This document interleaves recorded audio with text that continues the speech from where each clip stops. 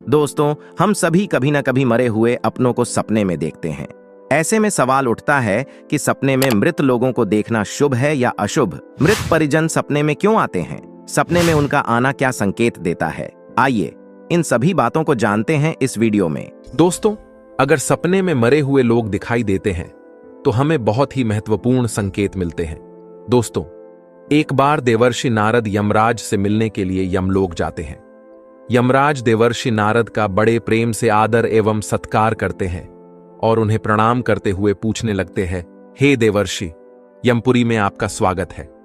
आपके दर्शन से आज मैं धन्य हुआ और आपके चरण पड़ने से यमपुरी की शोभा बढ़ गई है। इस प्रकार से यमराज के द्वारा स्वागत किए जाने पर देवर्षि नारद प्रसन्न होते हैं और यमराज को भी प्रणाम करते हैं और कहते हैं, हे मृत्यु के देवता यमराज, आपको भी मेरा प्रणाम है।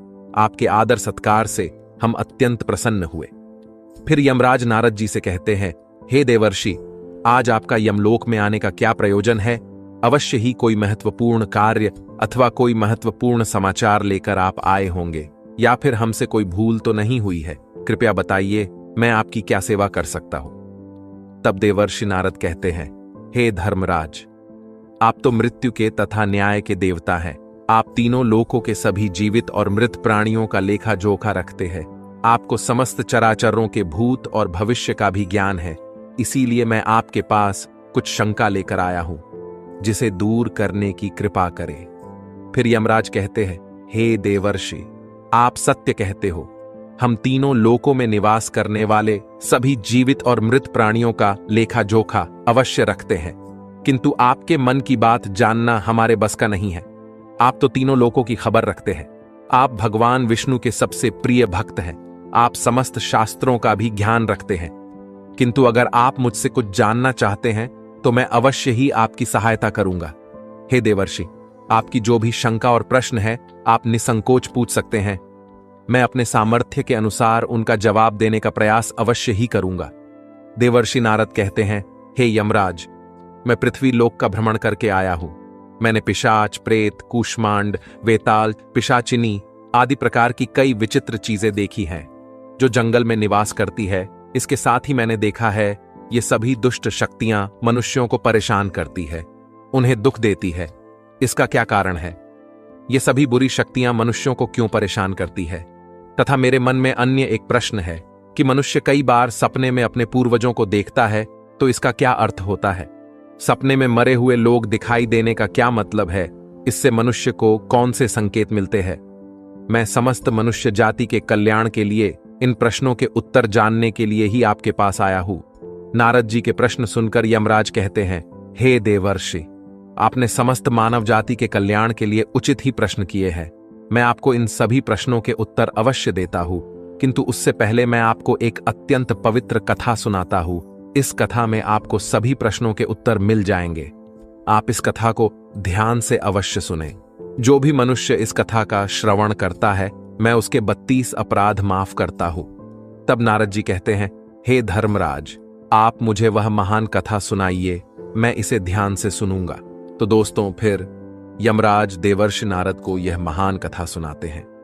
एक समय की बात है, मध्य देश में एक अत्यंत शोभायमान नगरी थी, जहां पर एक सेठ अपने 5 भाइयों के साथ निवास करता था। सेठ और उसके सभी भाइयों का विवाह हो चुका था और सभी बड़े प्रेम के साथ एक दूसरे के साथ रहते थे। सेठ के पास किसी चीज की कोई कमी नहीं थी। वह और उसके भाई बहुत मेहनती थे और मिलजुल कर व्यापार और खेती करते थे। पूरे नगर में सेठ के जितना कोई धनवान नहीं था। ये सारी संपत्ति सेठ को उसके पूर्वजों से ही प्राप्त हुई थी। सेठ के पूर्वज महादानी और दयावान थे। वे सभी दान धर्म तथा अनेक प्रकार के यज्ञ, हवन आदि धार्मिक कार्य किया करते थे। किंतु सेठ कंजूस स्वभाव का था और उसके अंदर पूर्वजों के लक्षण नहीं थे। सेठ ना दान धर्म करता और ना ही यज्ञ तथा हवन आदि कार्य करता था। सेठ ने धन तो बहुत इकट्ठा किया था, किंतु उसने कभी अपने धन का सदुपयोग नहीं किया। उसने कभी किसी को फूटी कौड़ी भी दान में नहीं दी और ना ही उसने कभी दूसरों को भोजन कराया। सेठ के पूर्वज तो मंदिरों में भंडारा दिया करते थे, गरीबों को वस्त्र तथा अन्न का दान किया करते थे, लेकिन सेठ ने अपने पूर्वजों का कभी अनुसरण नहीं किया। वह हमेशा ही धन कमाने में और धन का संचय करने में लगा रहता था, जिससे उसके पास बहुत सारी धन संपत्ति तो हो गई, लेकिन उसके पूर्वज उससे बहुत दुखी और नाराज हो गए। सेठ के पूर्वजों को अपने पुत्र का व्यवहार ठीक नहीं लगता था, इसी कारण से वे पितृलोक में भी दुखी ही रहा करते थे। धन कमाने के लालच में सेठ इतना उन्मत्त हो गया कि वह अपने पूर्वजों को भी भूल गया और उसने अपने पूर्वजों का श्राद्ध तथा तर्पण आदि कार्य करना भी बंद कर दिया, जिससे उसके पूर्वजों की आत्मा की तृप्ति नहीं होती थी। वे अपने पुत्र के ऐसे व्यवहार से दुखी रहने लगे। फिर एक दिन उस सेठ के पूर्वज चर्चा करते हैं और उससे मिलने के लिए जाने के विषय में सोचते हैं। फिर सभी पितृगण यमराज के पास जाते हैं और उनसे प्रार्थना करने लगते हैं। वे सभी पितृ यमराज से कहते हैं, हे धर्मराज, हमारे पुत्रों की मति भ्रष्ट हो गई है, जिस कारण से हमारी संतुष्टि नहीं हो रही है। कृपया आप हमें हमारे पुत्रों से मिलने के लिए एक बार जाने दें। हम हमारे पुत्रों को समझा कर लौट आएंगे, उन्हें शास्त्रों का ज्ञान देकर फिर से यमलोक लौट आएंगे। तब यमराज ने उन्हें आज्ञा देते हुए कहा, हे महात्माओं, तुम अपने पुत्र को मिलने के लिए तो नहीं जा सकते, किंतु तुम अपने पुत्र को स्वप्न के माध्यम से संकेत अवश्य दे सकते हो। फिर वे सभी पितृ इस बात पर सहमत हो जाते हैं और एक एक करके अपने सभी पुत्रों के सपनों में जाकर उन्हें दर्शन देते हैं। सबसे पहले वे अपने बड़े पुत्र के अर्थात उस सेठ के सपने में उसे दर्शन देते हैं और उसे संकेत देते हैं, किंतु उनका बड़ा पुत्र उनके संकेतों को समझ नहीं पाता है। दूसरे दिन जागने पर वह उस सपने को भूल जाता है और अपने पितरों के द्वारा दिए गए संकेतों को भी नजरअंदाज कर देता है। फिर सभी पितृगण अन्य पुत्रों के सपनों में जाकर भी उन्हें दर्शन देने लगते हैं तथा उन्हें अनेक प्रकार के संकेत भी देते हैं, लेकिन उनके बाकी पुत्र भी उन संकेतों को दुर्लक्ष्य कर देते हैं। कोई भी अपने पूर्वजों के द्वारा बताए हुए संकेतों को समझ नहीं पाता है, जिससे सभी पितृगण अत्यंत दुखी और नाराज हो जाते हैं। सेठ और उसके भाई धन कमाने के लालच में पूरी तरह अंधे हो चुके थे। उन्हें पूर्वजों के द्वारा प्राप्त दिव्य संकेतों का महत्व कुछ भी नहीं लगता था, किंतु पितरों के स्वप्न में दर्शन देने के कुछ ही दिनों के बाद उस सेठ को व्यापार में नुकसान उठाना पड़ता है। उसे व्यापार में बहुत ज्यादा घाटा होने लगता है, जिससे उसकी सारी धन संपत्ति नष्ट हो जाती है। सभी भाइयों में वाद विवाद और लड़ाई झगड़े होने लगते हैं। पूर्वजों द्वारा जमा की हुई सारी जमीन जायदाद को वे बेच डालते हैं और पूरी तरह से बर्बाद हो जाते हैं। सभी भाई एक दूसरे से अलग हो जाते हैं और अपना अपना पेट पालने में लग जाते हैं। उधर स्वर्गलोक में पितरों को अपने पुत्रों की ऐसी दुर्गति देखकर बहुत पीड़ा होने लगती है। सभी पितृगण अत्यंत दुखी और उदास हो जाते हैं। फिर से वे सभी यमराज के पास जाते हैं और कहने लगते हैं, हे धर्मराज, हमसे हमारे पुत्रों की ऐसी दुर्गति नहीं देखी जाती है। हमारे द्वारा किए गए सभी पुण्य कर्मों को हमारे पुत्रों ने नष्ट कर डाला है। कृपया आप कुछ ऐसा उपाय करें जिससे हमारे पुत्रों को उनकी भूल का पता चल जाए। फिर यमराज उन पितरों से कहते हैं, हे महात्माओं, तुम्हारी इस व्यथा को मैं समझता हूं, मैं तुम्हारी अवश्य ही सहायता करूंगा। फिर दोस्तों यमराज एक साधु का रूप धारण करके पृथ्वी पर आते हैं और उन पितरों के पुत्रों को मिलने के लिए जाते हैं। सबसे पहले वे उस सेठ के घर पर जाते हैं तो वह सेठ अत्यंत बीमार पड़ा हुआ होता है। सेठ की पत्नी साधु का स्वागत करती है और दान करने लगती है तो वह साधु कहता है, हे पुत्री, तुम्हारे घर में पितृ दोष है, उसी कारण से तुम्हारे पति की यह दशा हुई है। तुम्हारे पति के कर्मों के कारण उसके पूर्वज रुष्ट हुए हैं। साधु की बात सुनकर सेठ पूछने लगता है, हे साधु, मैंने ऐसा कौन सा पाप किया है जो मेरा सब कुछ बर्बाद हो गया? मेरे भाई भी मुझे छोड़कर चले गए और मैं बीमार पड़ गया। तब वह साधु कहता है, हे पुत्र, तुमने अपने पूर्वजों को नाराज किया है। तुम्हारे पूर्वजों ने जो संपत्ति और पुण्य अर्जित किया था उसे तुमने और तुम्हारे भाइयों ने नष्ट कर दिया। इसी कारण से तुम्हारी यह दुर्गति हुई है। तुम्हारे पूर्वजों ने सपने में आकर तुम्हें कई महत्वपूर्ण संकेत दिए थे, किंतु तुमने उन संकेतों को दुर्लक्ष्य कर दिया और अपने पूर्वजों को अपमानित किया है। यही कारण है कि तुम्हारा सारा वैभव नष्ट हो चुका है। इस प्रकार से उस साधु के द्वारा बताने पर उस सेठ को सब कुछ पता चल जाता है। उसे याद आता है कि उसके सपने में उसके पूर्वजों ने उसे दर्शन दिए थे। वह सेठ उस साधु से कहता है, हे साधु महात्मा, आप सत्य कह रहे हैं। हमारे पूर्वजों ने हमें सपने में दर्शन अवश्य दिए थे, किंतु हम उनके द्वारा दिए गए संकेतों को समझ नहीं पाए। कृपया आप मुझे सपने में पूर्वजों को देखने पर क्या संकेत मिलते हैं, इस बारे में बताइए। फिर वह साधु कहते हैं, हे पुत्र, अब तुम ध्यान से सुनो। मैं तुम्हें सपने में पूर्वज दिखाई देने पर मिलने वाले संकेतों के बारे में बताता हूं। यमराज कहते हैं, हे पुत्र, यदि पितरों का उद्धार नहीं होता है तो वे प्रेत योनि में ही मृत्यु लोक पर भटक रहे होते हैं। वे भूख प्यास से व्याकुल होकर अपने परिवारजनों के घर में प्रवेश करते हैं। यदि सपने में घोड़ा, हाथी, बैल अथवा मनुष्य का विकृत रूप दिखाई पड़े तो समझ जाना चाहिए कि पितृगण अपने पुत्रों के व्यवहार से अत्यंत दुखी है।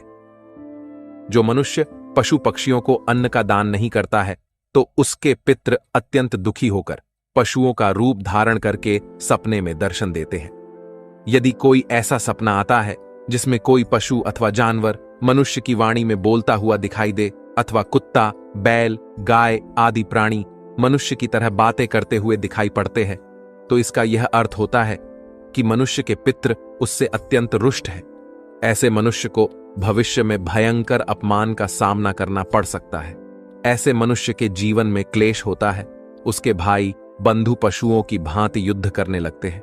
यमराज कहते हैं, यदि सपने में मृत परिजन कुछ मांगते हुए दिखाई देते हैं तो इस स्वप्न को मनुष्य को कभी दुर्लक्ष्य नहीं करना चाहिए। इस सपने का यह अर्थ है कि उस मनुष्य के पूर्वज असंतुष्ट है, उनकी पितृलोक में तृप्ति नहीं हो रही है। जिस मनुष्य को सपने में उसके मृत पूर्वज कुछ मांगते हुए दिखाई पड़ते हैं तो उस मनुष्य का सारा अन्न भंडार समाप्त हो जाता है। वह घोर दरिद्रता में पड़ जाता है, वह भिखारी बन जाता है। इसीलिए उस मनुष्य को तुरंत ही अन्न का दान करके अपने मृत पूर्वजों को संतुष्ट करना चाहिए। यदि सपने में पूर्वज क्रोधी अवस्था में दिखाई देते हैं तो उस मनुष्य के पूर्वज उसके कार्यों से संतुष्ट नहीं है। वह मनुष्य जो भी कार्य अथवा व्यापार कर रहा है उसे उसमें नुकसान अवश्य उठाना पड़ता है। उसके द्वारा किए गए सभी कार्य व्यर्थ हो जाते हैं और उनका कोई फल उसे प्राप्त नहीं होता है। यदि सपने में पूर्वज दिखाई पड़ते हैं और अचानक से अदृश्य हो जाते हैं तो आने वाले समय में उस मनुष्य पर कोई बड़ा संकट आने वाला है, ऐसा समझना चाहिए। यदि सपने में कोई मनुष्य अपने मृत परिजनों को रोता हुआ देखता है तो उसके पूर्वज उसे यह संकेत दे रहे हैं कि उसे भविष्य में नुकसान उठाना पड़ेगा। उसका सारा धन, वैभव नष्ट हो जाएगा और उसे भयंकर दरिद्रता का सामना करना पड़ेगा। आने वाले संकट की घड़ी को देखकर पूर्वज सपने में रोते हुए दिखाई पड़ते हैं। यदि सपने में पूर्वज गंदे और मैले वस्त्र पहने हुए दिखाई देते हैं तो निश्चित ही उस मनुष्य का सारा धन नष्ट हो जाएगा, वह धनहीन हो जाएगा। तब वह साधु कहता है, हे पुत्र, यदि तुम्हें भी इस प्रकार के सपने दिखाई पड़े हैं तो तुम्हें अपने पूर्वजों को प्रसन्न करने के लिए दान, धर्म, तर्पण, श्राद्ध आदि कर्म करने चाहिए, जिससे तुम्हारे सभी कष्ट दूर होंगे। उस साधु की बात सुनकर उस सेठ को अपनी गलती का एहसास हो जाता है और वह तुरंत ही अपने भाइयों के पास जाता है और उन्हें साधु के द्वारा बताई हुई बात बता देता है। फिर सभी भाइयों को समझ में आ जाता है कि उनके पूर्वज उन्हें सपने में आकर संकेत दे रहे थे। फिर वे सभी भाई मिलकर नदी के तट पर जाते हैं और अपने पूर्वजों के लिए श्राद्ध, तर्पण, दान, धर्म आदि कार्य करते हैं और अपने पितरों को संतुष्ट करते हैं। फिर एक दिन उनके पूर्वज उनके सपने में आकर उन्हें दर्शन देते हैं और उन्हें नाना प्रकार के संकेत देते हैं। यमराज नारद जी से कहते हैं, हे देवर्षि, जब मनुष्य के पूर्वज संतुष्ट हो जाते हैं तब मनुष्यों को अनेक प्रकार के संकेत प्राप्त होते हैं। यदि सपने में मृत परिजन सिर पर हाथ फिराते हुए दिखाई देते हैं, इस सपने का अर्थ यह है कि वे बहुत अधिक प्रसन्न हैं। पूर्वज यह संकेत दे रहे हैं कि उस मनुष्य के जीवन में कुछ बहुत ही अच्छा होने वाला है। यदि पूर्वज मनुष्य की ओर हाथ बढ़ाते हुए दिखाई देते हैं तो पूर्वज यह संकेत दे रहे हैं कि मनुष्य जो भी काम कर रहे हैं उससे वे संतुष्ट हैं और उसे उस कार्य में अवश्य ही सफलता प्राप्त होगी। यदि सपने में पूर्वज स्वस्थ दिखाई देते हैं, उनके मुखमंडल पर तेज दिखाई देता है और उनके वस्त्र चमकीले और सफेद रंग के होते हैं तो उन पितरों को मुक्ति मिल चुकी है, ऐसा समझना चाहिए। अगर सपने में पूर्वज दूर आकाश में बादलों पर बैठे हुए दिखाई देते हैं तो यह शुभ संकेत है। मनुष्य के पूर्वज अत्यंत प्रसन्न है और उसे आशीर्वाद दे रहे हैं। इस प्रकार से उन सभी भाइयों को पूर्वजों के द्वारा शुभ संकेत प्राप्त होते हैं और उनका खोया हुआ सारा धन और संपत्ति उन्हें वापस मिल जाते हैं और सभी भाई मिलजुल कर एक साथ रहने लगते हैं और सुखपूर्वक 100 वर्षों तक जीवन व्यतीत करके दिव्य विमानों में बैठकर पितृलोक चले जाते हैं। तो दोस्तों, इस प्रकार से यमराज ने देवर्षि नारद को पितरों के द्वारा मिलने वाले संकेत बताए हैं। आपको यह कथा कैसी लगी कमेंट करके जरूर बताएं। जानकारी अच्छी लगी तो वीडियो को लाइक करें और कमेंट में जय श्री कृष्ण जरूर लिखें।